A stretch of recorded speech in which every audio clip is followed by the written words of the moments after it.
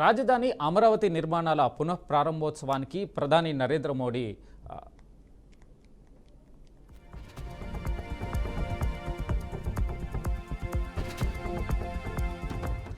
రాజధాని అమరావతి నిర్మాణాల పునఃప్రారంభోత్సవానికి ప్రధాని నరేంద్ర మోడీ షెడ్యూల్ ఖరారైంది. మే 2న సాయంత్రం 4 గంటలకు రాజధాని పనులను ఆయన ప్రారంభించనున్నారు. ఈ కార్యక్రమం కోసం రాష్ట్ర ప్రభుత్వం సచివాలయం వెనుక బహిరంగ సభ వేదికను ఎంపిక చేసింది. అక్కడి నుండే పనులు పునఃప్రారంభోత్సవ కార్యక్రమాన్ని నిర్వహించనున్నారు. ఉమ్మడి గుంటూరు, కృష్ణా, ప్రకాశం, పశ్చిమ గోదావరి జిల్లాల నుంచి ప్రజలు హాజరయ్యేలా కార్యాచరణ రూపొందించారు. ప్రధాని పర్యటన ఏర్పాట్ల కోసం మంత్రుల కమిటీని కూడా ప్రభుత్వం నియమించింది. భద్రతా ఏర్పాట్లను ఎస్పీజీ బృందం పర్యవేక్షిస్తుంది.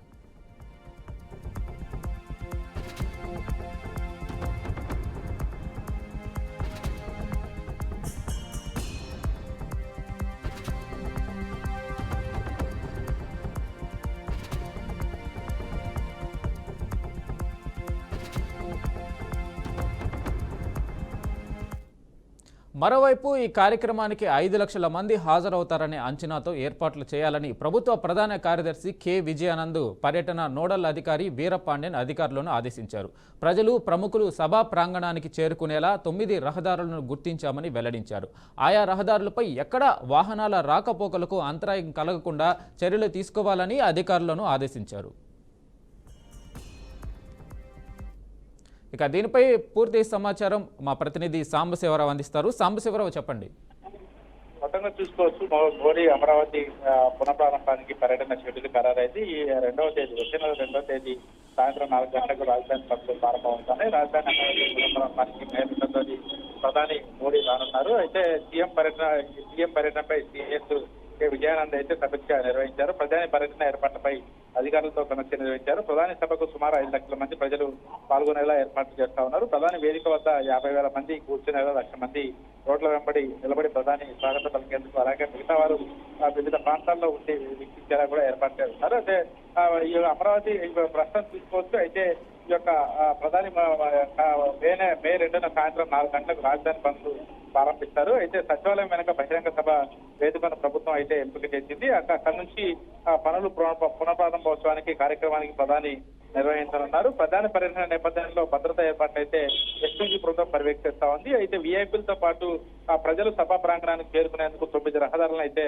గుర్తించామని, ఆయా రహదారుల్లో ఎక్కడ ట్రాఫిక్ సమస్య కలగకుండా తగిన చర్యలు తీసుకుంటామని కూడా సిఎస్ విజయానంద్ అయితే తెలిపారు. ఉమ్మడి కృష్ణా, గుంటూరు, ఏలూరు, ప్రకాశం సమీప జిల్లాల నుంచి అధిక సంఖ్యలో ప్రజలు పాల్గొనేలా ఏర్పాట్లు చేస్తా ఉన్నారు. అధికారులు వేసవి దృష్ట్యా ప్రధాని పర్యటనకు వచ్చే ప్రజాప్రతినిధులు, ప్రజలకు తదితరులు ఎవరికి ఎలాంటి అసౌకర్యం కలగకుండా కూడా ఏర్పాట్లు చేయాల్సిందని చెప్పేసి కూడా సిఎస్ అయితే స్పష్టం చేశారు. మరి అమరావతి పునఃప్రారంభ కార్యక్రమానికి పీఎం ప్రధాని మోదీ రాష్ట్రానికి రానున్న నేపథ్యంలో అట్టహాసంగా ఏర్పాటు చేస్తా ఉన్నారు. సచివాలయం వెనుక 250 ఎకరాల సువిశాల విస్తీర్ణంలో భారీ ఏర్పాట్లు కూడా జరుగుతున్నాయి. ప్రధాని వేదికను తూర్పు అభిముఖంగా ఉండేలా కూడా రెడీ చేస్తున్నారు. వర్షం పడినా కూడా ఇబ్బంది లేకుండా వాటర్ ప్రూఫ్ టెంట్లు కూడా వేయనున్నారు. ఈ నెల 28వ తేదీ వాటికి ఏర్పాట్లు పూర్తి చేయాలని కూడా అధికారులు భావిస్తున్నట్టుగా తెలుస్తా ఉంది. మొత్తంగా ప్రధాని రాకతో మొత్తం పూర్తిగా కూడా 40 ఎకరాల్లో టెంట్ వేయనున్నారు. ఎకరాలకు 6,000 చొప్పున మొత్తం 2.40 లక్షల మంది కూర్చునేలా కూడా ఏర్పాట్లు చేస్తా ఉన్నారు. అయితే 2వ తారీఖు ప్రధాని వచ్చిన తర్వాత రాజధాని పనులు మాత్రం పూర్తి కూడా ప్రారంభం. Right Sambasivarao, thank you.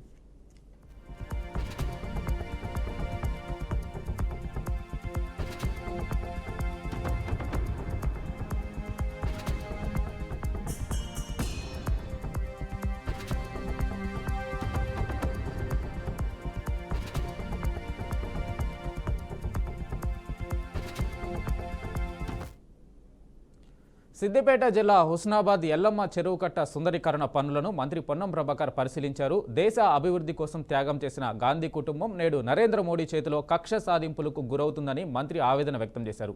రాజకీయంగా ఎదుర్కోలేక కాంగ్రెస్ నాయకత్వాన్ని బలహీనపరచాలని ఇలాంటి వేధింపులకు గురి చేస్తుందన్నారు. బీజేపీ పార్టీ సిబిఐ, ఈడీల మీద ఆధారపడి ప్రభుత్వాన్ని నడుపుతుందని ఆరోపించారు. ఇలాగే కక్ష సాధింపు చర్యలు కొనసాగిస్తే కాంగ్రెస్ పార్టీ ఆధ్వర్యంలో దేశవ్యాప్తంగా ఆందోళనలు చేపడతామని వెల్లడించారు. దేశం కోసము ప్రాణాలు అర్పించి దేశంలో ప్రజాస్వామికంగా పరిపాలన కొనసాగించిన కాంగ్రెస్ పార్టీ నాయకత్వం అవినీతికి పాల్పడదలుచుకుంటే వారి చేతిలో ఉన్నటువంటి అధికారంలో వారు ఎక్కడో ఉండేటువంటి వాళ్ళు. కానీ దేశ అభివృద్ధి కోసమే త్యాగం చేసినటువంటి కుటుంబం ఈరోజు నరేంద్ర మోడీ గారి చేతిలో కక్ష సాధింపుకు గురి అవుతా ఉన్నది. రాజకీయంగా ఎదుర్కోలేక కాంగ్రెస్ పార్టీ ఎప్పుడెప్పుడైతే బలపడతా ఉందో, భారతీయ జనతా పార్టీ బలహీనపడే సందర్భంలో నరేంద్ర మోడీ గారు జవాబు చెప్పలేక అటు పార్లమెంట్లో కానీ బయట కానీ ప్రజల వ్యతిరేకత వస్తున్న సందర్భంలో కాంగ్రెస్ నాయకత్వాన్ని డిమోరలైజ్ చేయాలని ఇటువంటి వేధింపులకు గురి చేస్తూ ఉన్నారు. ఇది రాజకీయ కక్ష సాధింపే. 80 సంవత్సరాలు పడ్డ సోనియా గాంధీ గారి పైన ఇటువంటి కార్యక్రమాలు చేయడం కానీ, లేదా నేషనల్ హెరాల్డ్ ఆ రోజు స్వతంత్రం కోసం పోరాడే సందర్భంలో తీసిన పత్రికలకు సంబంధించిన అంశం మీద రాజకీయం చేయడం కానీ, ఇవన్నీ కూడా చూస్తూ ఉంటుంటే బీజేపీ పార్టీ సిబిఐ ఈడీల మీదనే ఆధారపడి ఈ ప్రభుత్వాన్ని నడుపుతోంది. మిత్రపక్షాలకు సంబంధించిన వాళ్ళు ఎంత అవినీతి చేసినా మాట్లాడకుండా రాజకీయంగా ప్రత్యర్థులను కక్ష సాధింపు చేసే ధోరణి మంచిది కాదు. తప్పకుండా దేశం మొత్తం గాంధీ కుటుంబానికి అండగా ఉంటుంది. దేశం కోసము ప్రాణాలు అర్పించి దేశంలో ప్రజాస్వామికంగా పరిపాలన కొనసాగించిన కాంగ్రెస్ పార్టీ నాయకత్వం అవినీతి.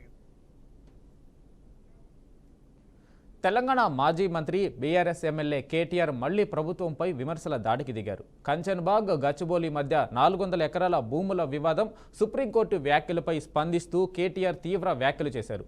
నేడు తెలంగాణ భవన్లో జరిగిన మీడియా సమావేశంలో ఆయన మాట్లాడుతూ అధికారం మదంతో విర్రవీగితే ప్రజాస్వామ్యంలో వారికి తావు లేదని అన్నారు. నిన్న సుప్రీంకోర్టులో వాదోపవాదాలు విన్న సగటు పౌరుడికి న్యాయస్థానాల పట్ల మరింత గౌరవం పెరిగింది అంటూ వ్యాఖ్యానించారు.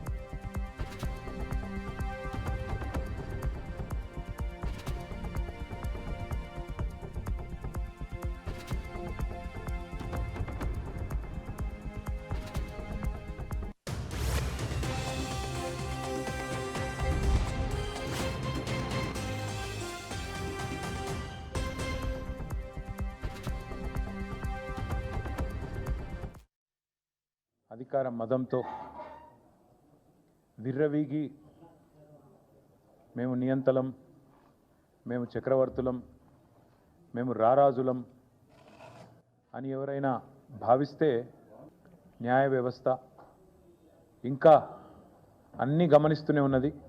జస్టిస్ గవాయి గారి నేతృత్వంలో జరిగిన వాదోపవాదాలు విన్న తర్వాత ఈ దేశంలో సగటు పౌరుడికి న్యాయ వ్యవస్థ మీద గౌరవం పెరిగే విధంగా, అధికార అహంకారం తగ్గే విధంగా ఉన్నదని చెప్పక తప్పదు. ఎప్పుడు రిస్టోర్ చేస్తారు? ఎక్కడైతే మీరు చెట్లు కొట్టేసి ఆ పర్యావరణాన్ని అతలాకుతలం చేసినారో ఎప్పుడు మళ్ళీ తిరిగి పునరుద్ధరిస్తారు, ఎట్లా పునరుద్ధరిస్తారు అనే స్పష్టమైన ఒక రోడ్ మ్యాప్తో రండి.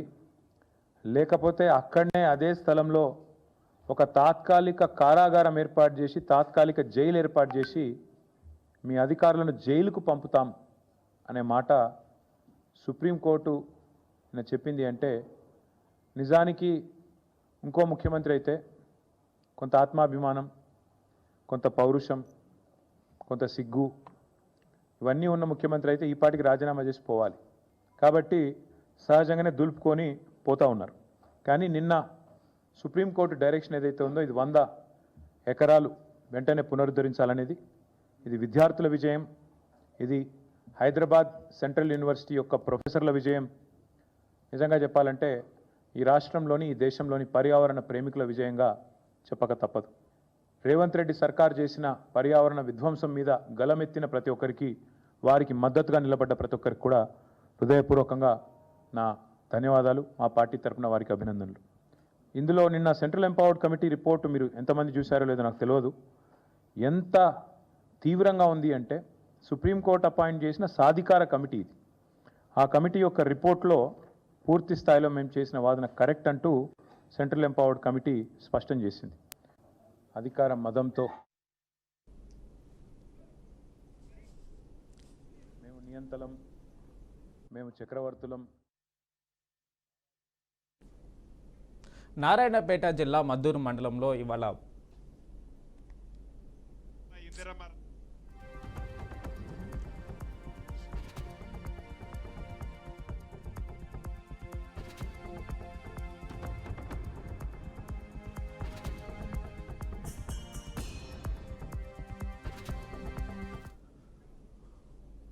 నారాయణపేట జిల్లా మద్దూరు మండలంలో ఇవాళ భూభారతి పైలట్ ప్రాజెక్టును మంత్రి పొంగులేటి శ్రీనివాసరెడ్డి ప్రారంభించారు. భూ వ్యవస్థలో పారదర్శకత తీసుకురావడమే కాకుండా రైతులకు భూమిపై పూర్తి హక్కులను బలపరిచే లక్ష్యంతో ఈ ప్రాజెక్టును ప్రభుత్వం ప్రవేశపెట్టింది. ఈ ప్రాజెక్టు ప్రారంభోత్సవంతో పాటు నేటి నుంచే రాష్ట్ర వ్యాప్తంగా భూభారతి చట్టంపై అవగాహన సదస్సులు ప్రారంభమయ్యాయి.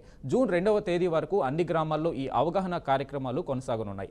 గ్రామ స్థాయిలో ప్రజలకు భూ హక్కులపై స్పష్టతనివ్వడం, కొత్త చట్టంలోని ముఖ్యాంశాలను వివరించడం ఈ సదస్సుల ప్రధాన ఉద్దేశంగా కనిపిస్తుంది.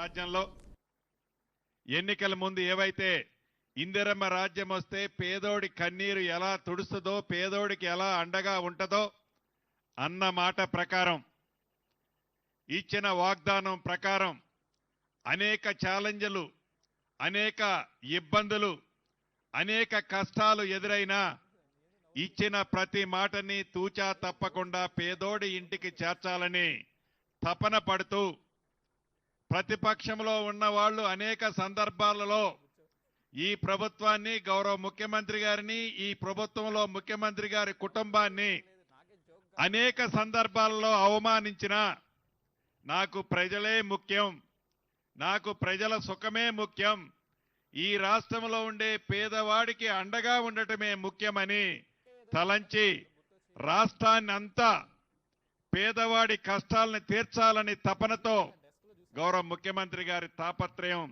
ఆ 2020 చట్టం పేదవాడు కన్నీరు తుర్చటం కాదు కదా, పేదవాడిని, రైతన్నని, భూములున్న ఆసాములని ఆతాల పాతాల లోకానికి ఆ చట్టం ద్వారా తొక్కారు అనేది ముమ్మాటికి నిజం.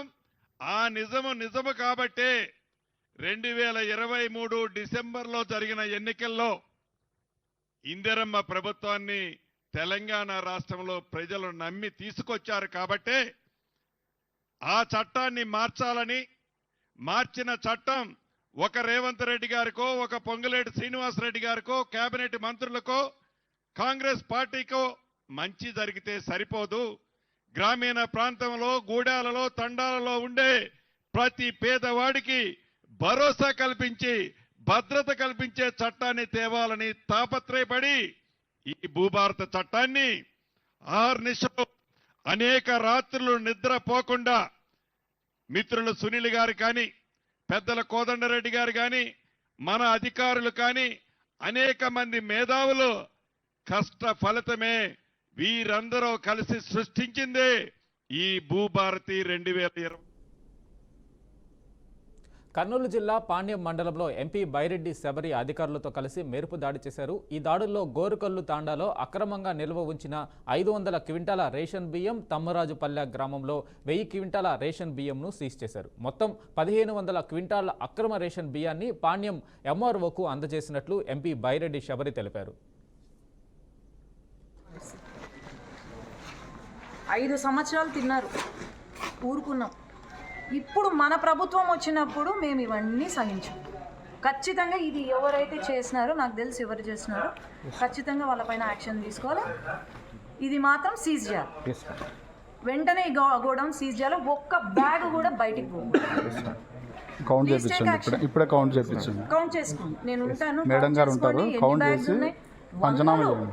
100 ఉన్నాయి దీంట్లో. మరి ఏం చేయమంటారు చెప్పండి. 15 కౌంట్ చేసినావా? కొల్లేరు వాసులకు సుప్రీంకోర్టులో ఊరట లభించింది. దశాబ్దాలుగా ఎదుర్కొంటున్న సమస్యలు పరిష్కారానికి నోచుకుంటాయనే నమ్మకం పెరుగుతుంది. కొల్లేరు ప్రాంత జిరాయితీ భూముల యజమానులు దాఖలు చేసిన ఇంప్లీడ్ పిటిషన్పై సుప్రీంకోర్టు విచారణ జరిపింది. కొల్లేరు వివాదానికి కారణమవుతున్న అంశాలపై 12 వారాల్లో నివేదిక ఇవ్వాలని కేంద్ర సాధికార సంస్థకు అత్యున్నత న్యాయస్థానం ఆదేశాలు జారీ చేసింది. దీంతో దశాబ్దాలుగా తాము ఎదుర్కొంటున్న సమస్యలకి పరిష్కారం దొరుకుతుందనే ఆశతో కొల్లేరు వాసులు ఉన్నారు.